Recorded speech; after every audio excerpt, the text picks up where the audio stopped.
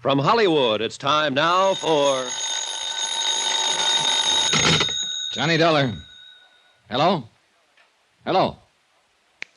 Hello? Sorry to scare off your caller, Ben. You always answer other people's phones, Mr. Dollar? Yeah, when it's right at my elbow, and when I want to find out who's calling at this time of night. Did you find out? I think so.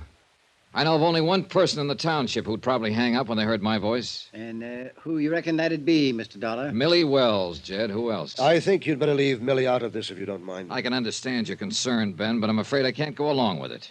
Your wife has been murdered. Gossip around town says you and Millie have been interested in each other. And Millie stood trial 4 years ago on a charge of murder. Add it up, Ben. Add it up.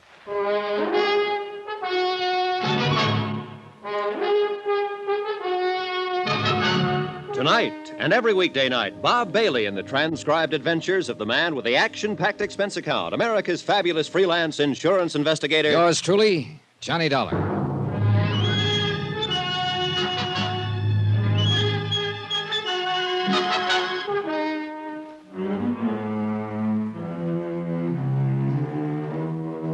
From Special Investigator Johnny Dollar, location Shady Lane, Vermont, to the Home Office, Star Mutual Insurance Company, Hartford, Connecticut. Assignment, the Shady Lane matter. Expense account continued.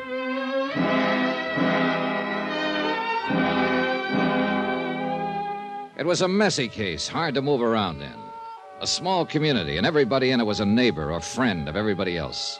Except, of course, the unknown person who'd murdered Ellen, Ben Bates' invalid wife. But the ties were close. Ellen, it turned out, was the niece of Constable Jed Bramler. And Sarah Preeney, next-door neighbor, had accused Ben of carrying on with waitress Millie Wells, who was a good friend of Constable Bramler. And Sarah Preeney's husband had helped Ben out of a jam by loaning him $7,500 on a worthless farm. Yeah, it was sticky and tight and uncomfortable.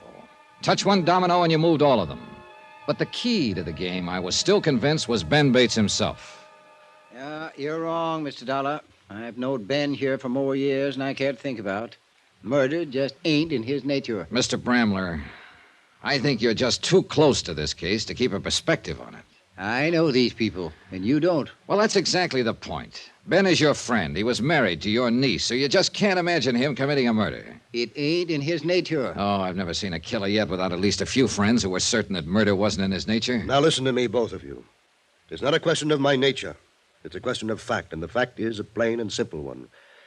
I didn't kill Ellen, Mr. Dollar. A lot of things say different, Ben. And there's nothing at all between me and Millie. If Ellen had lived, I'd have never spoken to her.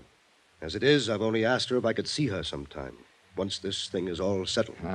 Well, you're together at least. That's about what she told me. We're together because it's the truth, Mr. Dollar. Or because you've already talked it over. One fault I haven't got is lying. Not even about your rifle being stolen? Oh, well, it wasn't no actual lie. When Jed here asked me if I had a squirrel gun, I said no. And like I told you, I didn't then. It had already been stolen. Suppose he'd asked you if you had a squirrel rifle. Well, I reckon I'd have had to fess up to it. Well, we'll never know, of course, for sure.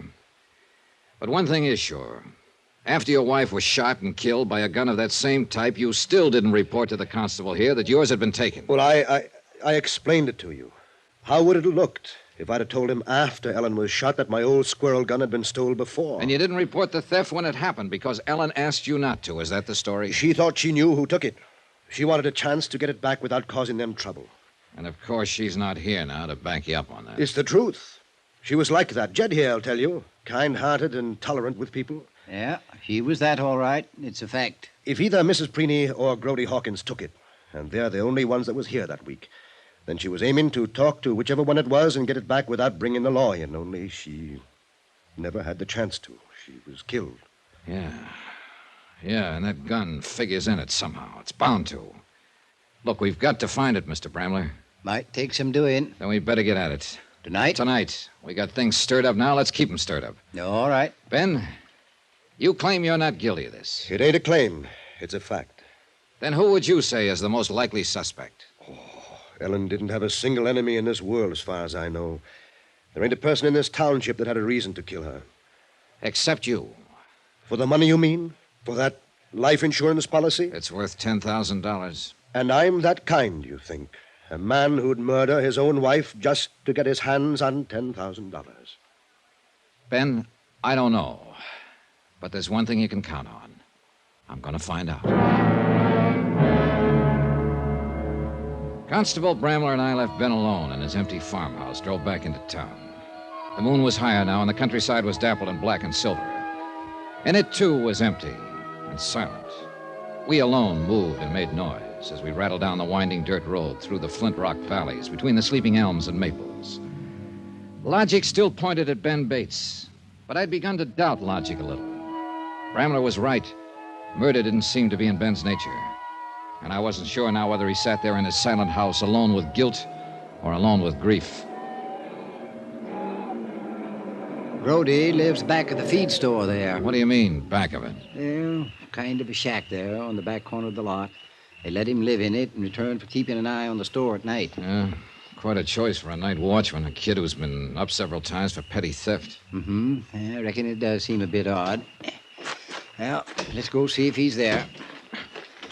You know, folks around here use a person according to his nature. Brody is pretty reliable at something he's made responsible for. And why do you think he might have stolen that squirrel rifle from Ben Bates' place? He was working for Ben, wasn't he? But just as a hired hand. He wasn't hired specially not to steal. But here he is. Oh, now that's a fine point of ethics. Well, most points of ethics is that way. Reckon Brody just does ornery things sometimes so people will notice him, take an interest in him. He's a little simple-minded, but he ain't a bad kid at heart. Is anybody bad in your book, Mr. Bramler? Whoever killed Ellen Bates is. Watch step now. It's pretty dark back here. Yeah. I hope nobody has dug a hole here someplace. Ain't likely. No, I think the door is here by the corner somewhere, if I recollect rightly. It's been a long time. Watch it. Come on. You all right? Bruised my shins all. Now, who in the Sam Hill put all these boxes in front of the door here? You stop right there now. Don't you move. He's got a rifle on us. All right, don't try nothing, Miss Dollar. Like I told you, he's a dead shot. What you whispering about there? Never you mind, Brody. You just put that gun down. I'll put it down. Don't you move now. Let me get my flashlight. It's Jed, Brody. Constable Bramler. Mr. Dollar's with me. You stand still till I get a light on you. Then we'll see. Golly, tis. Yes, didn't you recognize my voice? Never can tell. People might try something funny. Try to break in. Something like that. Well, now that you know who we are, Grody, how about having a look at that gun you're holding on us? Well, I don't know. I guess if Constable Bramler says it's all right. It's all right, Brody. Let him look at the gun. Oh, all right, then. Here. Thanks. Mind holding the flashlight here? All right. Well, at least this isn't the one. It's a .22. What are you fellas up to, anyhow? Brody, what did you do with that squirrel rifle you took from over Ben Bates's mantel? Well, Brody? I don't know what you're talking about. You don't? Anybody says I done that is lying. Nah. Don't get excited, Brody. We don't want to wake up this whole town while we're walking across there. Where we going, Constable? Over to the city jail.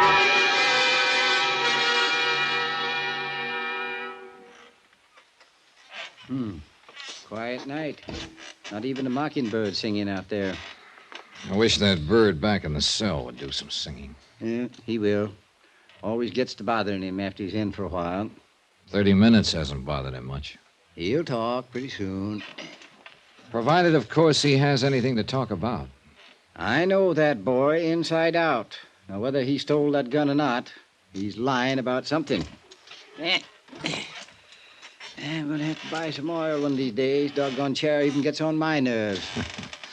I don't think anything gets on your nerves, Mr. Bramler. Well, the country up here has that kind of influence, I reckon. These hills are older than man. They seen a lot of things come and go. Guess they kind of quiet a person down if he stays here long enough. I doubt if this place is as quiet as it looks. I think there are things under the surface like flint rocks in a field, and sooner or later they work to the top and break off a plowshare. Yeah, happens sometimes. Isn't there anyone you can think of who might have hated her, even slightly? Miss Dollar, if I was to say honestly who I thought was the best-liked person in this whole township, I would have to name my niece, Ellen Bates. And yet somebody put a bullet through her head and fired at her from the brush without even any warning. It's a fact. There had to be a lot of hate behind that bullet. Or a lot of greed. Same old tune, eh? Ben killed her for the insurance. I keep coming back to it because nothing else makes any sense. And neither does that. He owed that mortgage to Martin Preeny, and the farm wasn't worth it. Martin wasn't pressing him for it. Maybe not. But if I tagged Ben right, he still felt the obligation, the sense of pressure. $10,000 must have looked pretty big to him. Not that big, Mr. Dollar. Then there's Millie Wells, pretty as a picture and in love with him. And an invalid wife at home. Constable? Well, our pigeon's starting to chirp. Yeah, let him think I ain't coming right away. He gets more anxious. Saves time in the long run. Matter of understanding his nature, huh? Something like that. Constable Brandler? What about your nature, Mr. Brandler? Always was kind to my mother. And your niece, too? Meaning? How did you and Ellen get along? Fine. Just fine. Constable! Reckon he must be ready to talk now. It's true. I was lying about it. I stole that gun, all right. But I ain't got it now. Where is it, Grody? I sold it to Mr. Martin Preeny to hang in his house. Martin Preeny. Well, can't figure Martin paying money for something to hang in the house. He's too tight-fisted. He gave me $4 for it about 3 weeks ago. That would be after Ellen was shot. And you took the gun the week before the murder. Are you saying that I shot Miss Bates? That gun was in your possession at the time, Grody. Oh, she was the best friend I ever had. The only one in this town that ever treated me like somebody. I wouldn't never done nothing to hurt Miss Bates. You had that gun, the same kind she was killed with. Oh, that gun ain't been fired in years. What? Well, Mr. Bates never did use it. Why, it's even got rust inside the barrel. Grody, for your sake, I hope it has.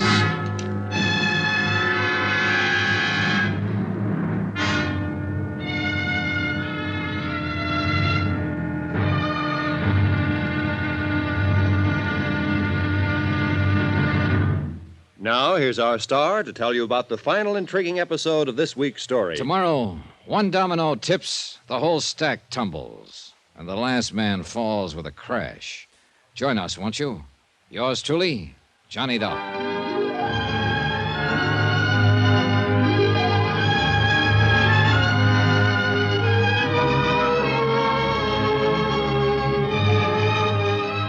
Yours truly, Johnny Dollar, starring Bob Bailey, is transcribed in Hollywood. Written by Les Crutchfield, it is produced and directed by Jack Johnstone.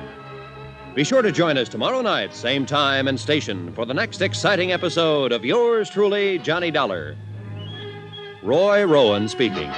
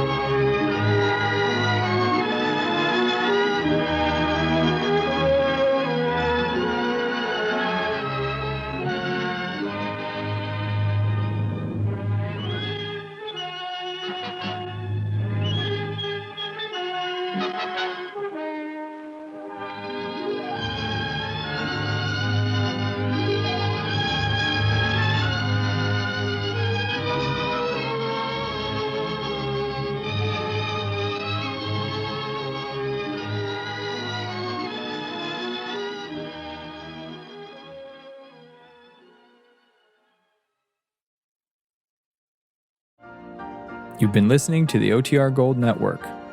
Find more classic radio at otrgold.com.